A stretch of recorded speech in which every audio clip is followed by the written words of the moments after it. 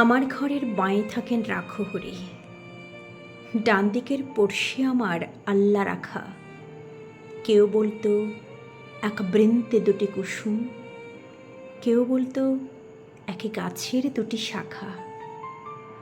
রাখহরি মজুর ছিল কারখানাতে, আল্লা রাখা খিদিরপুরে জাহাজ ঘাটে।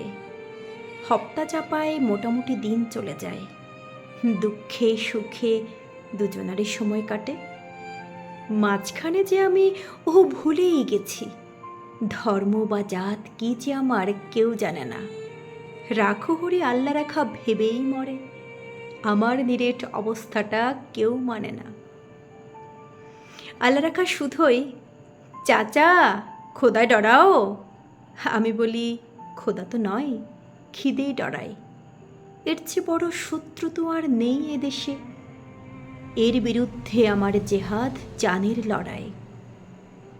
রাখহরি বলে দাদা বাক্যি রাখো, কষ্ট চাপাই সবই আগের জন্ম পাবে।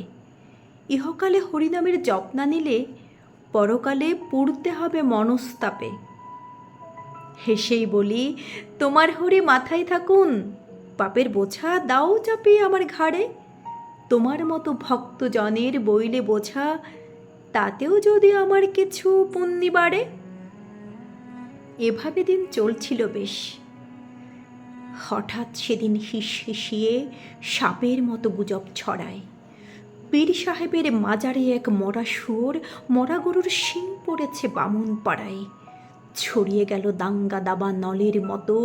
আল্লা রাখা লাফিয়ে এলো সরকি হাতে, রাখহরির তেল পাকা এক বাঁশের লাঠি। ভাটার মতো ঘুরছে দু চোখ রাগের তাতে। দুহাতে তোরে বোঝায় ওদের, হচ্ছেটা কি যাচিয়ে দেখো এসব খবর সত্যি কিনা। আল্লা রাখা বলে কাফের হট যা অভি। ম্লাচ্ছ চাচাই রাখহরি আর ছুবি না। রক্তগঙ্গা বইল আমার চোখের আগে, জখম হয়ে জ্ঞান হারালাম পথের ধারে। ততক্ষণে ওরাও দুজন ভূতল সাই, পরস্পরের সরকি এবং লাঠির মারে।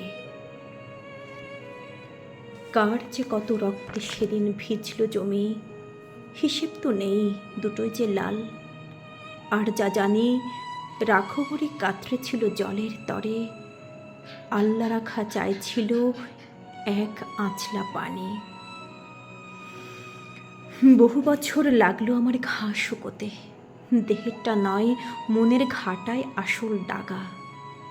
ঘরে যে যাই এই ইচ্ছেটাও আর ছিল না, ফিরব কোথা। ঘর যে আমার আগুন লাগা, তবু সেদিন চাইল কি মন গেলাম ফিরে।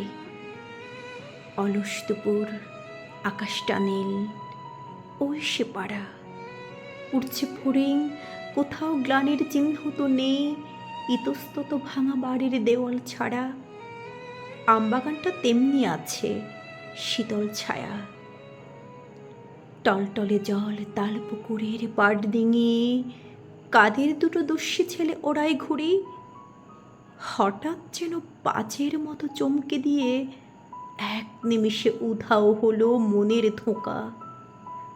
সুতো টানছে আল্লা রাখার ছেলে করিম, লাটায় গুটোয় কানাই রাখহরির খোকা। আমার ঘরের বাঁয়ে থাকেন রাখহরি, ডান দিকের পড়শি আমার আল্লা রাখা। কেউ বলতো এক বৃন্তে দুটি কুসুম, কেউ বলতো একে গাছের দুটি শাখা।